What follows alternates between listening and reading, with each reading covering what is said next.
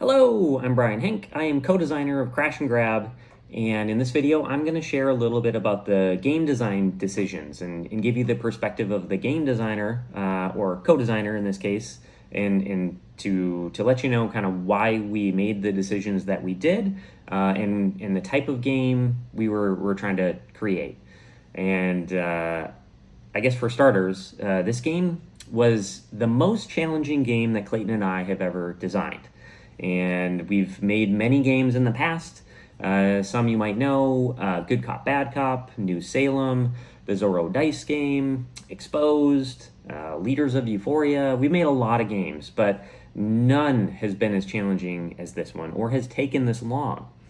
And the initial kind of the idea that we were going for, the game we were trying to create, was we wanted you to feel like you were in a Mario Kart battle mode, because Clayton and I played that a lot when we were younger and had a lot of fun with it, and we wanted to try to bring that type of experience to the tabletop, and that's where it started. So this game isn't for everybody. It's chaotic. There's a lot of luck. And it's wild. It is not a Euro game. It's not a brain burner. It is not, I will trade 3 orange cubes for 4 brown cubes so that I can upgrade my shack to a house and make sure I feed my workers. It is nothing like that. This is Ameritrash at its finest. So if that is not you, then then this game probably isn't for you. So let me start with the movement system. So this is something that is unique. I haven't seen this before. You have 3 cards. You have a 3, a 2, and a 0 to 5. Everybody has them. So it tells you the distance that you go, like a 3. And then it has a direction here too, and that corresponds to the directions on the board. So if I'm green and I want to go pick up this crew member, I want to go in this sun direction. So I would choose the sun and I would put it into my saucer right here. But I would do it face down so that nobody knows the distance or direction that I'm going. And then when it gets to my turn, then I flip it over and we go 3 in the sun direction, 1, 2, 3. So that's the simplest type of move. And in this case, I picked up this pilot, and I already had a pilot, which is okay. And so now I have 2 pilots. In case somebody steals one from me, I have a backup. But that's how movement works. And one important part about this too is that it's the most complicated decision that you're going to make in the game, is where you're going to go for your turn.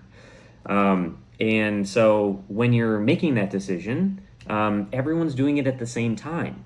So that's important, because you're not waiting for 5 people to independently make their decision while you wait. It is all simultaneous. So that helps keep the game super quick. This game won't be more than 30 minutes. It is a quick game. So that is movement, and so that's one interesting kind of aspect to the game. Another important part about the game is that we wanted anyone to be able to win, and that's something that we try to do for all of our games. So even if you're a new player, it's your first time playing, and you're playing against veterans, you have a chance. You can win. And that means that there is some luck, but also there are ways that we keep players in the game, and it goes hand in hand with preventing any kind of a runaway leader situation. So we have a lot of subtle mechanics in this game that help someone who is struggling or gets unlucky, or is still just kind of trying to figure out how to move around the board. So some examples of this are the probe is the first player token, and that's given to the player with the fewest stationed crew members. So the player who has the least kind of points in the game, they're in the worst position. So they get to go first, which is super important in this game in particular, because they get to choose their distance and direction without worrying about anybody messing them up. That's a big part of the game. You're going to be bumping into people to mess them up on purpose or on accident. You are going to be smashing them off the board to steal crew members from them. And you're going to be picking up crew members that maybe other people were going for before they can get to them. So none of that can happen if you have the probe and you're going first. You just get to go. Everybody else has to deal with what you've left behind and a new board state. So that's also so that's one of the important mechanics that keeps someone who's kind of doing the worst in the most beneficial kind of position, at least for that round of going first. We also have it so that so when you knock someone off the board, you can steal a crew member from them, but only if they have at least as many crew members as you. So you can't steal from someone who has less crew members than you, in other words. And that means that someone who is already ahead can't steal from someone further behind to make them even further behind. And so that makes it that helps keep it a little more balanced also, so someone can't just run away with the game, and that you can't just kick someone when they're down. That's not fun for anyone. So that is not something you can do in the game. And then another way we do it is that we have when you pick up a crew member, you spawn a new one. You replace it with another crew member. But you have to do it from one of the front of these queues. So there's this kind of queue system here where I can't put a scientist out because it's at the back of the queue. And that means that we're all going for the same crew member types at the same time. So even when someone gets further ahead, it's hard for them to get the crew members that they need, the unique crew members that they need to win. We're all going for basically the same ones.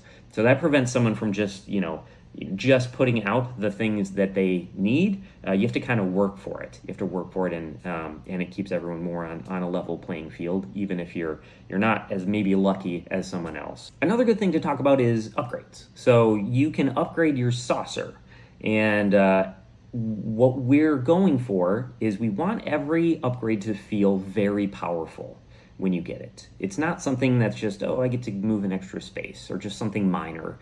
When you get an upgrade, you get to break a rule, and it's something that's usually, it feels great. So it could be something like double your movement. It could be that when you push someone, instead of just pushing them, you actually crash them, which means you get to steal from them. There's a pulse cannon that lets you shoot someone in your row or column. So there's a lot of them, and everyone just feels like, wow, how can I lose this game? But everybody can get these upgrades, and so even if it feels powerful, other people have very powerful things. It also, helps us keep moving towards the end game too. So it never feels like the game is stalling in any way, because everyone's getting more powerful. It's getting easier to crash other players and to get more crew members to win. So the game is always very quickly moving towards a conclusion. So you'll never have a very long game. It never overstays its welcome. You can. Another important part about the game is that we wanted everyone to always feel like they're in the action. Not that you have a wasted turn or a lost turn. You're always doing something really, really good. You're in it, and that's from the first turn to the last turn. For example, on the first turn, let's see, this could be a board state, something like that. Could be how we start the game. And there's so many things that a player can do. You can, knock a player off the edge. So yellow could just knock green off the edge. They don't have anything to steal at this point if it's the first turn, but they get an energy cube. You can also get an energy cube from playing a 3 on your first turn. And you start with an energy cube, so when you get 2, you trade those in and you draw 2 upgrades. So immediately from the first turn, you can have a super powerful upgrade. This tractor beam, I can get a crew member up to 3 spaces away from me in my row or column. Super powerful. Afterburner, at the end of my turn, I can just fly over to anything, any place on my row or column. So you can get that from turn 1. You can bump someone to mess them up. You can grab a crew member or two, or three or four in a larger player game. You can, what else can you do? You can just bump someone just to mess them up, either on purpose or by accident. You can boost, so you can, basically kind of take an extra turn, or hit accelerators. You could hit a bunch of accelerators. If yellow played a 2 here, there you go, boom, 2, 2, 2, 2. You can just really fly around the board with boosters and accelerators. So from the first turn, you're in it, and really every turn is going to feel that way. So that's another kind of design tenet of the game. Another one is just the box in the organization. Everybody's pieces, so if you're the purple player, all your pieces fit in this little matchbox. I've heard a lot of people call it cute. Not a word I use a lot, but these are pretty cute little matchboxes. And then also, the inside of the box has it printed exactly where everything goes. So you can see that these 5-player extensions go here on the edge. The board tiles go right here. The movement cards go right here. And then these cute little matchboxes go, it shows where all of those go as well. So you just put them, right where they go, and then you know that the box is going to close.